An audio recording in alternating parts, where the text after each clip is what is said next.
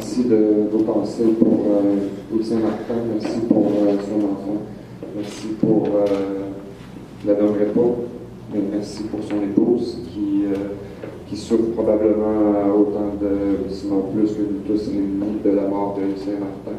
Ces gens-là sont passés par un calvaire indescriptible. Sachez que j'ai rencontré dans la dernière année à 3 reprises Yves Saint-Martin. Les 2 dernières fois, c'était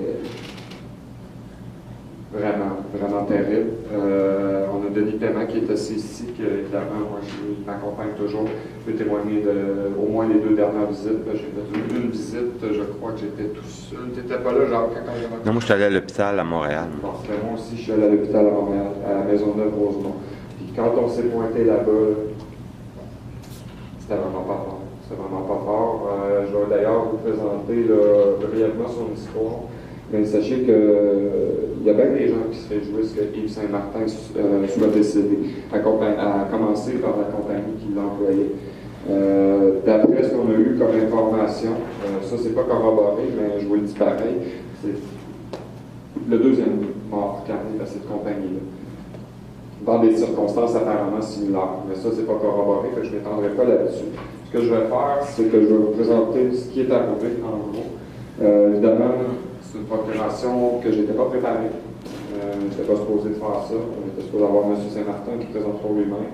Ça a dégénéré très rapidement. Puis, son épouse.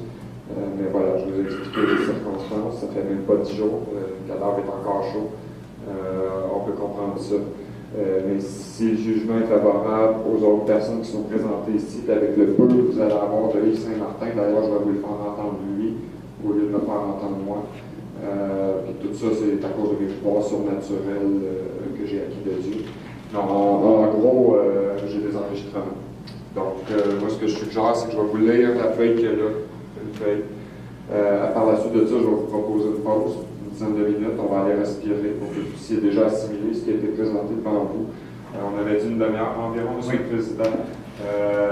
Et puis par la suite, donc, je vais y aller avec la présentation de la preuve, parce que là, Monsieur le Président va commencer à prendre des notes. Jusqu'à maintenant, c'était juste du blabla.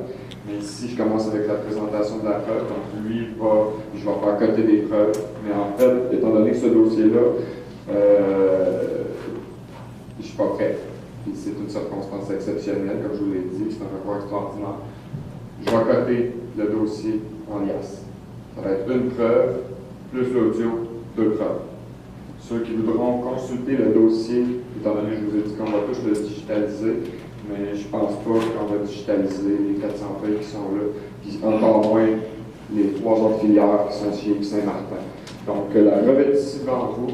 On va vous laisser du temps aujourd'hui pour la consulter. Je me limite à cette feuille. Donc, je sous-signe, il faut que je parle au nom de Yves Saint-Martin, donc un affidavit. Je sous-signe Yves Saint-Martin, demandeur résident, on espère au paradis, mais pour le besoin de la cause ici, au blablabla, Marieville, Québec, avec code postal, affirme solennellement ce qui suit. 1. Je suis le demandeur dans le présent dossier. Évidemment, n'oubliez pas que je procure en son nom. 2.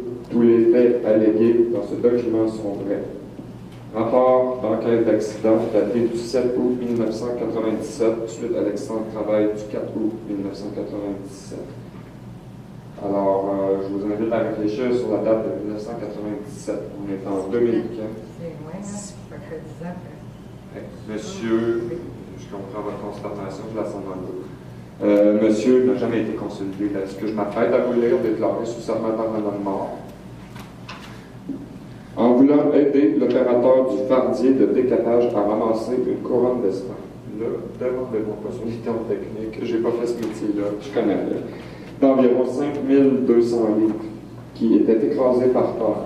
J'ai utilisé le ballon électrique pour prendre l'autre bout de la couronne afin de l'aider à embarquer sur une fourche d'acier du fardier. Une fois la couronne embarquée sur la fourche du fardier, il restait environ le quart de la couronne sur mon crochet. L'opérateur du fardier voulait tourner la couronne sur mon crochet pour pouvoir prendre la couronne par sa broche de soutien et ainsi pouvoir entrer la fourche au complet. Moi, je suis debout devant le fardier et je dois tenir fortement le crochet de la main droite et à bout de bras pour qu'il reste droit et sans bouger afin que l'opérateur puisse tourner la couronne sur mon crochet. Il soulève donc le 3/4 de la couronne sur sa fourche et il dépose la couronne trop rapidement de l'autre côté sur mon crochet du talon. J'ai alors ressenti un gros coup comme un étirement musculaire entre mes côtes gauche et ma colonne, en sentant mes côtes gauche décoller de ma colonne au niveau des os.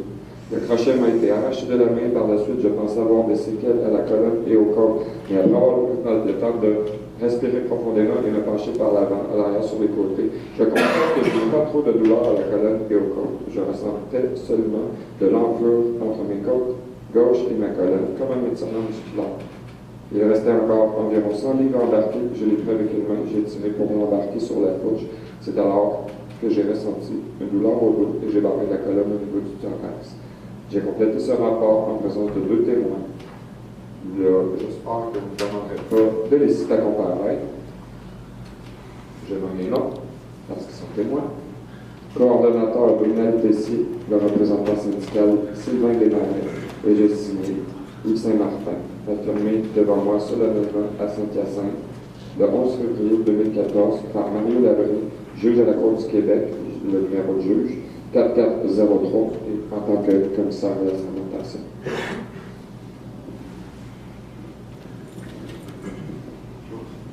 Donc, la cause de M. Saint-Martin est franchement plus loin que ce que vous venez de voir, ou plutôt entendre. Moi-même, une histoire aussi précise, je l'ai entendue une fois au téléphone. Il m'avait dit qu'il avait donc été écartelé au travail, ce qui semblait être le cas. Je vois les réactions sur les visages, c'est pas quelque chose de très sympathique. On souhaite ça à personne, un accident de travail, mais il y en a qui sont beaucoup moindres que celui que Yves Saint-Martin a vécu. Puis le malheur dans la chose, c'est que ça n'a pas été reconnu. Alors c'est pour ça que je le soumets devant vous après la pause, avec l'autorisation de monsieur le président pour relever la session.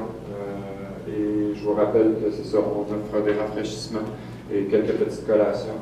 Vous êtes invités